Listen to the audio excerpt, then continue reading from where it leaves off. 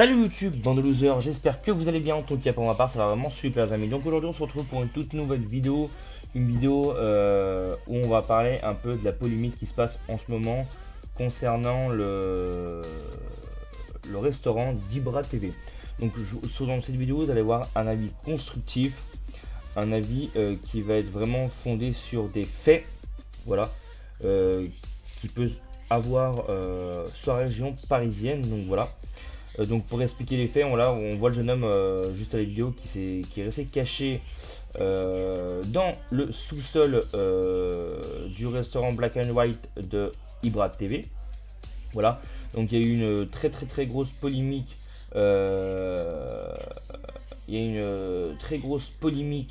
Concernant son restaurant en termes de propreté. Donc on va revenir sur certaines choses qui sont vraies, d'autres non. Voilà. Donc la première chose, je tiens à souligner qu'il y a quand même la chose la plus importante des faits qui le sont reprochés. Donc dans beaucoup de vidéos, il y a beaucoup de titres putaclic qui dit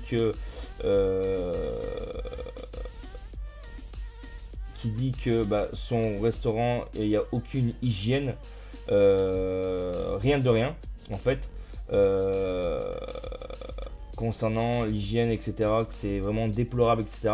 Donc les gars, je tiens à vous dire que en fait dans la partie qu'on voit en fait dans la vidéo, c'est la réserve en fait, voilà, la réserve et la chambre froide. Effectivement, je tiens quand même à souligner que effectivement, bon, quand on va dans la chambre froide, on voit bien que la viande est à même le sol, mais la barquette, elle est dégagée d'air en fait, hein. Elle est vraiment protégée dans la barquette. Ça n'excuse pas non plus pourquoi d'avoir mis par terre, etc. Peut-être pour une trop grosse quantité, on ne sait pas. Voilà. Mais bon, ce n'est pas pour autant que la cuisine en elle-même est insalubre ou dégueulasse en fait. Voilà. Concernant justement, comme on le voit à l'écran, les fûts. Voilà. Alors en fait, concernant les fûts, en fait, on vient de voir à l'écran qu'il y avait bien une machine de pression, voilà, qui est on va dire scellée, voilà. Et selon mes renseignements, le restaurant qu'ils ont selon mes renseignements, le restaurant qu'ils ont transformé, c'était un ancien bar-restaurant. Voilà. Donc c'est tout à fait normal qu'il y ait encore une machine à fût dans le bar en lui-même. Voilà. Par rapport à... Alors attendez, on va essayer de zapper jusqu'à la vidéo. Parce que cette vidéo, on va dire qu'on va pas se la coltiner, hein. Voilà, hop, on va se taper celle-là. Hop, pour vous faire une petite illustration. Donc la machine ils auraient dû, on va dire, réinvestir dans un bar complet. Et ça peut coûter très cher. Donc voilà. Donc concernant toute la quantité de fûts qui sont en bas, on ne sait pas s'ils sont pleins ou vides, mais il est fort probable qu'ils soient tous vides, parce que bon, quand on sait d'un local, forcément on laisse pas forcément bien en bon état, si je puis dire, hein. Donc forcément ils y ont pas enlevé, voilà, les anciens locataires du restaurant, ils y ont pas enlevé en fait.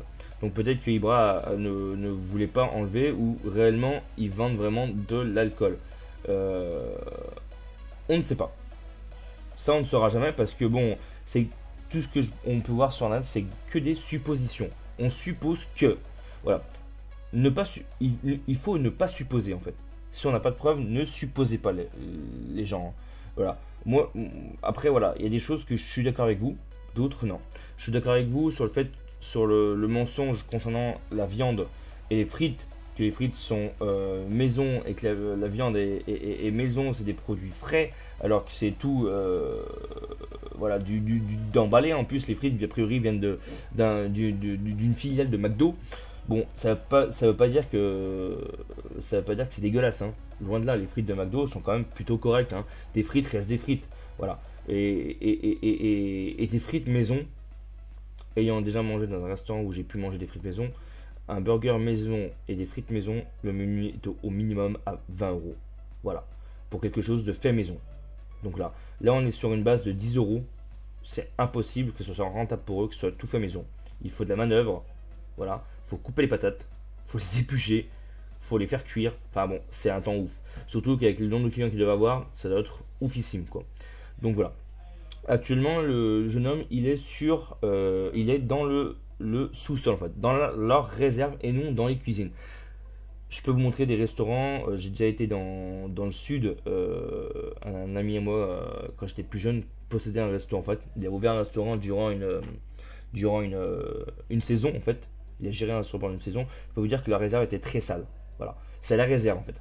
Voilà, c'est complètement, c'est la réserve en fait. Voilà, vous voyez bien aux images, c'est le bordel, c'est la réserve. Ils stockent rien. C'est pas ici qu'ils font la bouffe en fait. Voilà. Euh, pour ouvrir un restaurant sur Paris, il y a beaucoup de restrictions, beaucoup de choses à respecter, beaucoup de choses à avoir. Donc à mon avis, s'ils ont pu ouvrir ce restaurant, c'est que leur cuisine est aux normes, l'hygiène est là, etc. Est-ce qu'aujourd'hui c'est bon? Voilà. Et concernant les avis TripAdvisor, je sais quand même à donner mon avis, hein. Il y a une pizzeria qui était dans ma campagne, voilà, qui était dans ma campagne où j'habitais auparavant, où je vous ai pu voir la vidéo où j'ai fait ma présentation de la BMW, ma 330D XD. J'habitais dans une maison dans la Loire pour être précis. Il y avait une pizzeria, voilà, d'un village en bas, qui était super mal notée. Il devait avoir 2 étoiles de Google et TripAdvisor, je crois que c'était 3 étoiles. Et ce restaurant, enfin cette pizzeria, hein, nous avant qu'on sache ça, on ne savait pas. On a quand même mangé auparavant. Parce qu'on en a parlé à quelqu'un qui disait: ah ouais, ça pas bon, pas bon. Bah, c'est quoi que tu trouves pas bon? Ah la putain, la pâte. Bah, nous, c'est 3 fois qu'on y va, on ne savait pas. Nous, on a regardé les avis qu'il y avait. Les gens n'étaient pas contents parce qu'a priori, c'était pas spécialement bon. Alors que nous, on a trouvé ça bon. Donc voilà, ça dépend vraiment des avis en fait, les gars. Voilà, il y en a qui vont trouver bon, d'autres non. Il y en a qui vont être mitigés, donc forcément, voilà, au début, voilà, il y a eu beaucoup d'avis positifs parce qu'il y a eu beaucoup de personnes importantes, influentes qui y sont allées. Ils ont trouvé ça bon, voilà. Après, forcément, il y en a eu d'autres qui ont peut-être trouvé ça moins bon parce qu'ils sont dans des restaurants peut-être plus huppés où ils ont l'habitude du McDo, donc forcément, ils ont trouvé ça moins bon avec des produits qui sont quand même qualitatifs par rapport à ceux du McDo. Donc du coup,